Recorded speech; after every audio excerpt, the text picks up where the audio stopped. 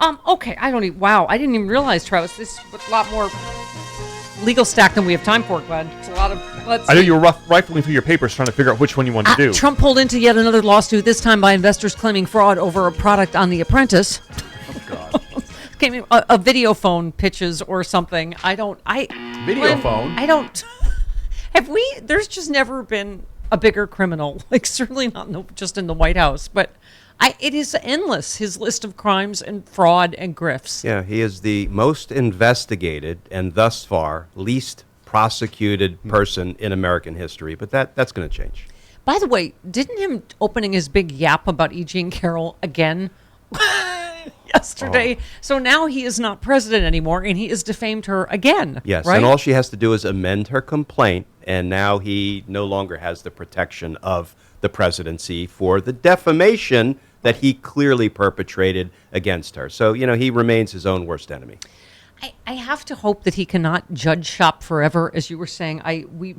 Trump raged against U.S. District Judge David Carter yesterday, a day after Carter wrote an 18-page opinion indicating that Trump signed court documents making specific claims of election fraud he knew to be inaccurate.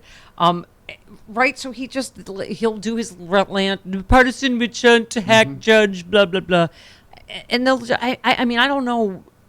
That's what it's like whack-a-mole trying to find, like that's what he did with her name, Eileen Cannon, right? Trying to find, not even in her jurisdiction, but trying to find a judge that will just do whatever he wants, which makes complete mockery of the judicial system. Yeah, and it's not just David Carter who has called him out for criminal misconduct. I mean, you look at the Judge Amit Mehta in D.C., Judge Sullivan, Judge Amy Berman Jackson, Judge Reggie Walton. These people have been, and it's so unusual, Steph, because usually the judiciary sits back.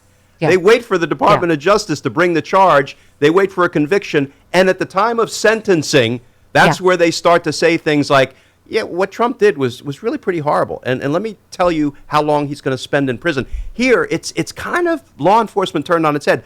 The judiciary is the one sort of leaning forward saying, listen, executive branch, y'all need to take care of some of Trump's crimes. Right. Yeah. Who is this? Is this the statement from the office of the president? Statement. Who's this? Okay. We have to wait now. Hooray! Who's this Clinton-appointed judge? He put judge in quotes, so, David Carter, who keeps saying and sending to all very nasty, wrong, and ill-informed statements about me on rulings or a case, whatever, currently going on in California that I know nothing about, nor am I represented. Okay, so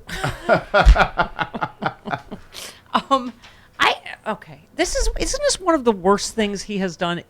We were talking to Dr. Redliner. He's that they've hopelessly politicized science and vaccine, whatever, and this is why we are still in COVID. And it's going on and on and on. But him making such a partisan matter of the justice system, that it always depends on which judge it is, whether he's appointed by who. Isn't that the antithesis of what the judiciary is supposed to be? Yeah, Trump's goal, is to undermine all institutions of government.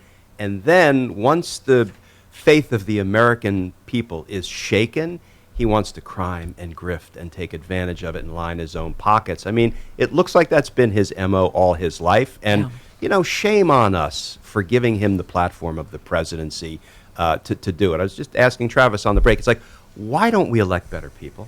Yeah. Why don't we do a better job of governing ourselves? Because I think we have it in us to do it. But, maybe if we don't learn our lesson now, Steph, then, I don't know that there's a heck of a lot of hope. Is it time to admit that perhaps electing a criminal game show host has not worked out well?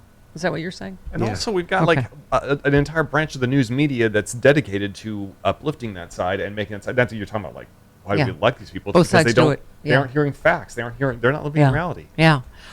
Messages show Oath Keepers leader was frustrated that Trump did not invoke the Insurrection Act in the days before January 6th. You've been following obviously these trials quite closely. I mean, it just seems so obvious. I mean, all of the, I don't know what you think the most significant thing legally is this week from this trial. Listen, when we have really strong prosecutions that we bring, and the defendant insists on a trial, as is everyone's right, we have a term for it. We call it a long, slow, guilty plea.